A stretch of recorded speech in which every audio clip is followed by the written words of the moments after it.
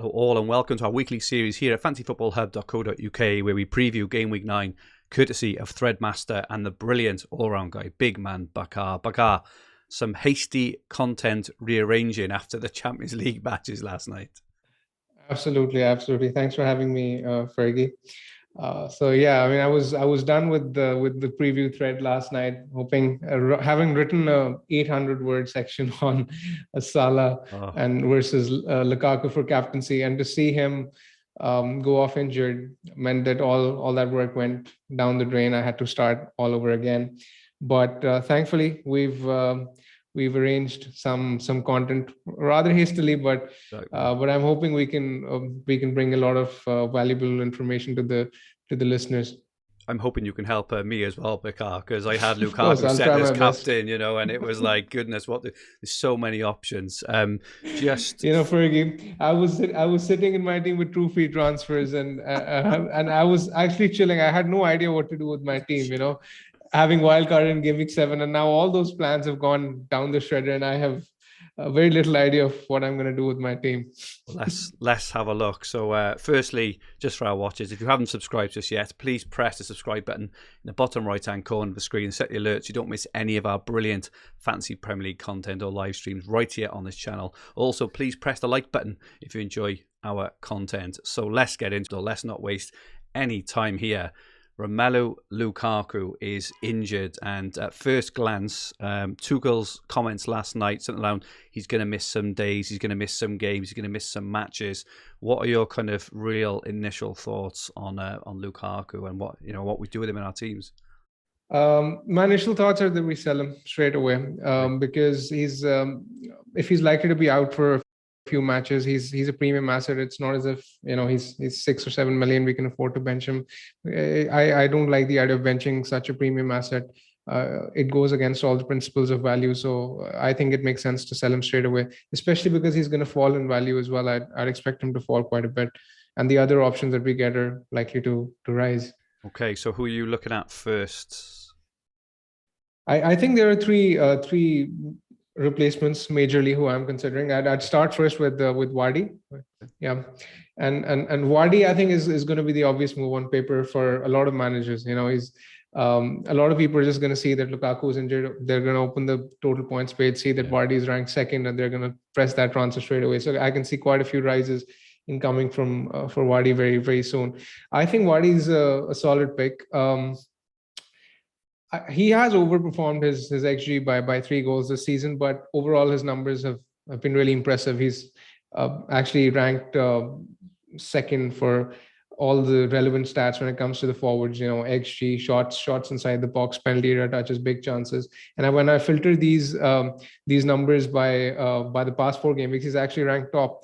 So it's not as if he's overperforming to a large extent. He has the numbers, so he is doing well, and especially since Leicester have sort of shifted to a 3-5-2 up front, I think he's going to benefit even more, and I think Leicester are going to do well in the coming weeks. My only issue, so obviously he's got home to Arsenal in Game Week 10, Leeds in Game Week 11, some really nice fixtures there. Brentford away in Game Week 9. Brentford, I believe, got the second best XGC over the season so far. Do you think we could wait a week and maybe make another change, or do you think just get him in and get it done? Brentford are a hard team to read. I mean, yes, you mentioned very correctly they have good numbers. Even this week they restricted Chelsea to just the one shot inside the box. But in some games, for example, where we saw against Liverpool, they were so open. They gave away like 6 big chances in that one game alone. So I won't sort of be put off by this fixture because it can even be an open game. So if I'm getting Vardy next week, then I might as well make that move this week. This fixture won't exactly put me off. Okay, that makes sense. And who's the other option then after Jamie Vardy? Who's next best? The other option is Harry Kane. He's back in form. He's had like 5 big chances in his past 3 games. He's second only to Salah for big chances and expected goal involvements in the past 3 fixtures. And Fergie, the big point about Kane is that when you look at Spurs' fixtures on the fixture ticker for Hub, you see that Spurs have Leeds at home in 12, Brentford at home in 14, and Norwich at home in 15. Now those are 3 fixtures you can just target him for captaincy straight away without second thought. So, in my opinion, before this Lukaku injury happened, I was actually of the opinion that I had penciled in this Lukaku to Kane move 3 weeks later. But now I might as well try and do it straight away because it sort of saves the transfer down the line. Okay, and we've also got Son on here as well. What are your thoughts on Son for that run? Do you think it is definitely to go for Kane or to go for Spurs, or Kane and Son, or can Son outperform Kane? What are your kind of early thoughts there? Ideally both for that run of fixtures. I think Son is a strong option as well. He's also had like at least one big chance involvement in each of the past 3 fixtures, so his numbers are on the up as well. He's taking corners, so whenever he gets a goal or a return, he's likely to get a good share of the bonus points, like we saw at the weekend against Newcastle. He's a very strong option, and honestly, I think doubling up is probably the way to go from Game Week 12. Okay, fantastic. And for those who still have the wild card in their pocket, what are your thoughts? Have you had any kind of thoughts in terms of if you had the wild card still in your pocket, would you be tempted to kind of crack it out now and kind of move towards the team you're going to want moving forward? Kind of use that Lukaku money, or do you think we can still hold on a few weeks? I think you can afford to hold on a few weeks and wait before a few fixture swings happen. For example, I was speaking about Son. You can easily just get him in for a hit this week, and even when I look at the next 3 fixtures for Spurs, they're like West Ham, Man United, Everton. Like West Ham and Man United have been leaky. Everton will be without Decore. I expect Spurs to score in each one of those. So I mean, even if you're not wildcarding, I think preponing a transfer there and taking a hit is probably going to be worth it. Superb. And who is the third striker option then? Replacement. Yeah, the third option I have is significantly cheaper than the two of the strikers we've discussed. It's basically Ivan Toney. Toney has been blanking in recent weeks, but I notice his underlying numbers are very encouraging. Only Salah and Antonio have a better XGI than Toney this season, and he's actually top for big chances created and top among forwards for expected assists. That just tells you, that his passing ability is extremely underrated. He too is likely to do very well for bonus given the amount of chances he creates whenever he is to score. Brentford, we just spoke about, they sort of outperformed Chelsea in the previous game. They were unlucky not to score. They had an XG of 2.1. Even against Liverpool, they had an XG of 2.9. So I won't be put off by this Leicester fixture. I think Brentford can score against anyone. So Toney is a very good option. What I like about him is that he's significantly cheaper. So, he can be enabler to get the likes of Son and Kane in 12. And in terms of Mbeumo as well, so I brought Mbeumo in last week, and you look at the stats, in isolation in terms of returns so far. So Mbeumo and Toney have only scored 2 each, in their 8 games, and Toney's obviously got a couple of assists as well. So there's only 6 returns in 16 appearances. Do you think a double up is viable, or do you think we're just getting a bit overexcited about the Brentford lads? Mbeumo's hit the post 6 times this season. So if you add those 6 times he's hit the post and the number of times that if it's like 12 goals and 15 appearances, you're laughing. All right? Over that, anyway, for the value, yeah. Exactly. So I mean, I trust his underlying numbers. I think the double up makes a lot of sense. I have owned Mbeumo for the past 2 weeks, and even though it has been frustrating, I'm very happy owning him in the weeks going forward. As we spoke about, Brentford likely to score a lot of goals. Mbeumo is also on some set pieces.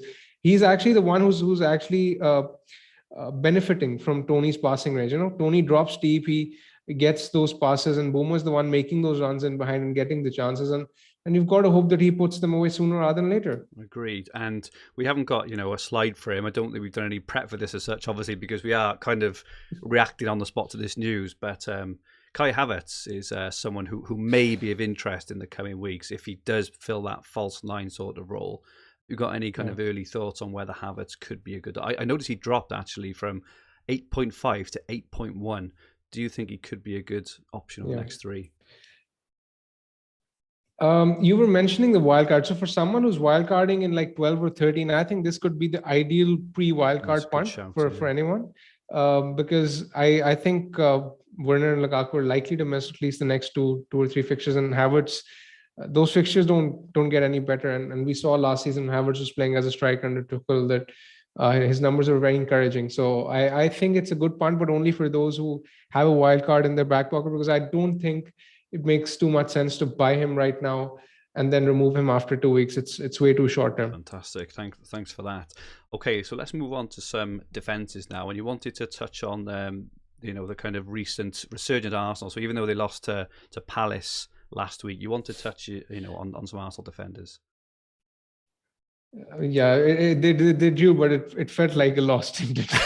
Yeah, or they drew. Sorry, they did. Yeah, they did draw. But as you say, it was okay. A very underwhelming draw, should we say? Exactly, Yeah. it felt like a loss. Yeah. I noticed that Arsenal have conceded just the 2 big chances in their past 5 fixtures. A lot of people are getting hasty on the likes of White and Ramsdale. I still think it makes sense to stick with them. I would still probably lean towards getting Ramsdale, even if I was on a wild card this week. I won't let just the 1 fixture put me off. I hope that Arsenal will improve in the weeks coming forward. Okay, and who is your pick? If you had to pick an Arsenal defender at the moment, would your pick be? I think I'd still go with Ramsdale, because I think I like the idea of trusting the premium defenders, the Chelsea guys and the City guys. I think they're much more reliable options than Arsenal. But when it comes to the keeper, Ramsdale makes so many saves. I think it's close between Ramsdale and Sanchez, but Sanchez has some tough fixtures in the next 2 or 3. So Ramsdale gets the nod for me. Okay. And moving on to the question on everyone's lips, my goodness me, which Chelsea defenders is such absolute minefield. I did notice as well that just before last weekend, Chelsea were top of the table in terms of number of changes they make to their team every week. I think it was nearly 4 changes every single week. So tough. What are your thoughts at the moment on best Chelsea defenders? I think if I was picking one this week, I'd go with Chilwell. I was listening to some of Tuchel's comments after Chelsea's game against Brentford, and he did sort of say that Chilwell was very mentally, he wasn't ready to play, and then he put in a very good performance against Southampton, then scored for England, and then scored against Brentford. So judging from his comments, it was very, very obvious to me that Chilwell is now the first choice, and now it's his place to lose. And to see him getting substituted early last night against Malmo around the hour mark, that probably tells me that Tuchel is planning to start him again at the weekend. So I'd expect Alonso to get Carabao next week, which means that Chilwell should be safe for at least the next 2. I think it's worth the upside, and Chilwell would be my pick if I was picking one at the moment. What are your thoughts on Reece James? We try and read into minutes and benches and Champions League minutes and stuff. Yeah. There's a lot of people have Reece James. I think those who wildcarded in game week 8, very few went for Chilwell because of things that happened that previous week. A few went for James. Do you think Reece James, starts on the weekend? I suppose firstly. I think it's a classic case of don't buy, don't sell. I think he should start because I would expect him to start an attacking fullback to provide them with service. I think Aspi is going to play as the right center back, but I won't buy him because there's always this uncertainty with James, because the problem with James, unlike someone like a Chilwell, is that James is far likelier to come on. In fact, I was reading some of the stats which were shared by our fellow contributor Ben Crellin on his Twitter that Chilwell has really come on under Tuchel in the league, and James is he's had like almost 8 appearances from the last 10 times he's been benched. That's a lot. So that tells me that it's a bit too risky, and I don't think he's sort of worth the upside if you don't own him. If you own him, you take the chance and play him against Norwich, but I won't go there. Okay, and we touched on Arsenal drawing, of course, to Palace. Is a few Palace assets are kind of high on people's radar at the moment. Maybe one massively under the radar. They do face Newcastle at home in game week 9, which is a very, very plum fixture. But you want to have a quick chat about Gallagher and Eduoard. Yes, a lot of people jumped on Gallagher on their game week 4, game week 5 wildcards. So the question is basically whether to keep him or not. And his numbers have sort of dried up as well since Milivojevic has started playing, because Milivojevic is taking the set pieces, taking corners, which means that Gallagher his creativity has gone down. I'd still pick him because I watched the game against Arsenal, and from the eye test, he was looking good. He was still making those late runs in the box. I still think it's worth keeping him. I won't personally buy him, but I think he's worth a hold for me. Eduoard, as far as Eduoard is concerned, he could be a good punt. I was looking at some of the numbers, and Newcastle concede a lot of chances down the middle. I think they're second for most chances conceded down the middle this season, and Eduoard I think could do well, as he's likely to be high on confidence coming on the back of a goal against Arsenal as well. Okay, and there's still plenty of FPL teams with Ismaila Sarr still in there. He was quite unlucky against Liverpool, I thought. Do you think he's worth the hold moving forward? I think I'd sell him if you can afford to do so, if you have the luxury to do so, because a lot of people have pressing issues in their team this week. But if you don't have any pressing issues, then I think it's worth selling Sarr. That's primarily because I just don't think Watford have clicked at all as an attacking outfit going forward. Fergie, they've had 8 big chances this season in 8 games. 6 of them have come in that Norwich game alone. So basically, in the other 7 games, they've had just the 2 big chances, which means that they've been, all over the place. And the Norwich game is skewing a lot of the data. So Sarr is a sell for me straight away, especially with the fixtures coming up. They're way too tough. Great argument there. Wolves had a comeback on the weekend, absolutely sensational comeback. Yeah. Hwang Hee-chan. Hwang Hee-chan. He didn't have the best of games, I think it's fair to say, in that game, but they came out trumps and got the points. And what are your thoughts on Hwang and Jimenez moving forward? Yeah, he had just the one shot with an XG of 0.04 at the weekend against Villa. I won't personally read too much into that one fixture alone, because I believe that Jimenez is key to unlocking his potential, because Jimenez is the one who drops deep and creates those chances for Hwang, who makes those inward runs. I think both are worth keeping. Both Jimenez and Hwang are worth keeping. Jimenez primarily because Leeds concede an abnormal amount of chances down the middle there. I was just speaking about Newcastle. Leeds are actually top for that statistic, chances conceded down the middle. 44 chances conceded down the middle this season. That's outrageous. I think there's points in this for Jimenez. Superb. And Adam Armstrong's new owners on the Gameweek 8 wildcard would have been very disappointed very hard done by on the weekend. But they have a new potential star up front. And what are your thoughts on him? Yeah, I think Broja is likely to, he's likely to be a good option going forward. I think he will start now, obviously, given that he scored the winner, and he sort of put in a very commanding performance the weekend as well. 10 penalty area touches, 5 shots inside the box, or stop for shots inside the box last game week. I think he's going to start going forward, and if you're looking for sort of a 4-4-2 setup, then I think Broja he's like the cheapest option available to start. And with Southampton's fixtures going forward, he could be a good enabler. And staying with the Saints, we've had an absolute FPL legend so far this season with the first 8 game weeks in Tino Livramento. I mean, for someone so young, he's been absolutely fantastic, haven't he? What do you want to say about him, Bakar? Yeah, he's been an absolute revelation. I think he's great value for money. If you don't have him, he's the ideal bench cover to have, especially because it allows you to get some of the risky players like Cancelo or Chilwell to an extent. Whether or not to play him this week is a tough question. I have him on my bench personally because I don't think he has that upside personally, because he's created just like the 6 chances this season in 8 fixtures.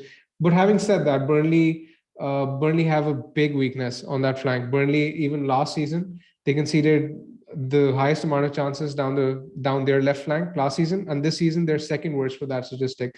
So I mean, Livramento could even get some returns. He's definitely my team this week. He just looks incredible value. We talked about the premiums earlier. We did mention at the start, actually, the whole season.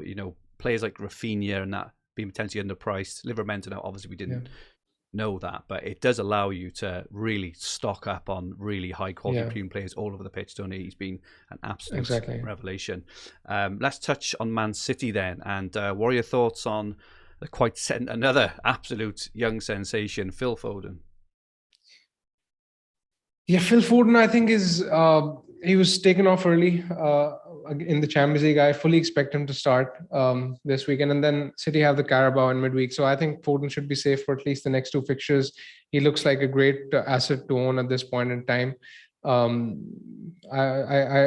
don't personally own him, but I wish I did. Do you think he's as nailed, as kind of Edison, Diaz, and De Bruyne? So he starts every game. I don't think he's as nailed as those, but I still think I expect him to start the next two. Okay, moving on to another kind of weekly raffle is the City defense as well. It's been a bit easier this week. It's probably been harder to predict the Chelsea defense every week than the Man City one. But who do you think are the best options for Game Week 9 going forward from the Man City defense? I still think it's Cancelo. Primarily the fact that he's been putting in very, very good performances for City this season, and he offers that versatility to Pep to play as the right back. As we saw at the weekend, he rested Walker and played Cancelo as the right back. So I think having one City defender is great for the next few fixtures. City this season are ranked best for any defensive statistic there is: shots conceded, shots in the box conceded, big chances conceded, XG conceded. So I think Cancelo is a bit of a no-brainer. Diaz owners unlucky on the weekend. Again, the kind Very of wild unlucky. card is we're incredibly unlucky, Yeah. especially with a lot of them likely having someone like Livramento first on the bench as well. Just quickly, what are your thoughts on Laporte? Do you think he is the kind of number one partner for Diaz for the next few weeks? Yes, I think with his performances, he has established himself as Diaz's first choice partner. And he was taken off earlier as well, around the hour mark. So that gives me, even more confidence to think that he's going to start against Brighton. If you have him, you can afford to keep him. But obviously with Pep, you can never be certain. But I think he should be safe for the next few. Superb, thank you. And moving on to some hammers. So I've got these two, and I'm thinking of playing them this week. Maybe they come into the end of their tenure in my team. But Benrahma and Antonio, what are your thoughts on these moving forward? I own both, so I've done some research on this. I think it's worth giving Antonio at least the next two fixtures against Spurs and Villa. So Antonio, I mean, despite his recent blanks, it's worth noting that he's been second only to Salah for XG this season. Even last week against Everton, he was the second biggest underperformer for XG. West Ham are averaging almost 1.9 XG per game. Spurs and Villa, they're almost averaging like 1.5 XG conceded per game. So I think there's points in there to be had for Antonio in the next two game weeks. Benrahma is a bit of a tough one. His numbers are obviously not that great, but in his price range, I think Mbeumo and Rafinha are the ones who are standing out. If you don't own them, I'd probably sell Benrahma for those two. Other than that, I don't really think there's any other appealing option in that price range. Yeah, we were talking about Antonio on the Green Arrow this week on this channel, and he seems like the kind of player to me that if you have Antonio and then you sell him and you don't have him for a few weeks, it feels like the kind of player where he will continue to score goals, and the kind of player where you think, why don't I have Antonio? Because of his fantastic price, all the value we have, all the chances, all the stats, as you say, he seems like that sort of player. It seems a bit crazy to buy just because he hasn't returned for one or two games and because his fixture toughen up a little bit. He seems to me to be the kind of player that could just score whatever because he's such a beast in all kind of factors of a striker, like pace, strength, finishing, everything. So I'm thinking of holding on to Antonio maybe for the long term, just because, like I say, is there any real great alternatives at that price point? I'm not exactly. I'm not so sure. Moving on then to Cristiano Ronaldo, who once again last night did the business and saved Ollie's bacon. There were a few managers I saw who were, saving Ronaldo back to move to Lukaku this week. Obviously, that move has been scuppered now. But what are your thoughts on Ronaldo moving forward? He could be worth keeping if you don't have any other pressing issues in your team, I'd personally sell him though. If I had the option, I don't own Ronaldo, but if I did, I'd sell him. I just think there are better options going forward. We've discussed the likes of Vardy, Kane, even downgrading to someone like a Toney and spending the cash elsewhere. I think there are better options, especially given that United have a horrendous run of fixtures. When you look at it, this week they're up against Liverpool, then Spurs, then Chelsea in a few weeks' time, City. I just think he's worth selling, and I think United can be worth avoided till game week 13. Yeah, I certainly agree. I think I was looking a bit more personally towards, I think it was game week 15 or 16. But yeah, I think it's a sell of all United. Even last night, to go 2-0 down half time. Okay, they made the comeback, but it's not a recipe for success. That is it. And finally, we have to touch on the Egyptian king, Mo Salah. I mean, goodness, what a season he's having, Bakar. Yeah, now it's time for us to talk about the greatness of Salah. I mean, Salah, at this point in time, especially now with Lukaku injured, it's not even a debate. I think he's the obvious captain this week. He's smashing his numbers when it comes to XG, big chances, etc. It's been better than any of his seasons before. I noticed that United are conceding a significant majority of their chances down their left flank, down where Shaw is playing. So Salah against Shaw is going to be Salah's going to be licking his lips. Yeah, exactly. And I think there's a very good chance that he does well. Having said that, Fergie, I think it's worth mentioning that Salah has historically struggled in his games against United. He's had in 6 appearances, he's had like a maximum of 7 points, and he's averaging just like 3.9 points in those 6 appearances. But I think I'd back him to overcome that, and simply because Liverpool are looking great at the moment. They're outstatting anyone else in terms of XG, shot inside the box, chances created, big chances. So Salah's the obvious captain, not only for this week, but also for the foreseeable future. Fantastic stuff. Thank you so much, Bakar, for joining me this week. Absolutely brilliant stuff. You really helped me, and hopefully help our watchers get our thoughts clear on how to approach the deadline, which, don't forget, is 6:30 p.m. BST tomorrow evening, so Friday. So it's an early one, so make sure you get your changes done. Make sure to follow Bakar on Twitter at BigManBakar. Absolute legend in the FPL community. Thank you so much, Bakar. Pleasure. If you like what you watched, please press the like button and remember to subscribe to the channel in the bottom right-hand corner of the screen. Our handles on Twitter, Instagram and TikTok are at FFH_HQ. On our website is fantasyfootballhub.co.uk, where you'll find everything you need for Fantasy Premier League and Fantasy Football, all under one roof, including player comparison tools, the fixture ticker, Opta stats, which Bakar has used all through this video, top player team reveals, including Bakar's. He reveals his team pre-deadline every week for Hub members, point predictions tools, and much, much more. To join the tens of thousands of other fantasy managers and sign up to the Hubs, use all our amazing resources, just click the top link in the description below. We'll be back next week previewing Game Week 10. Goodbye for now.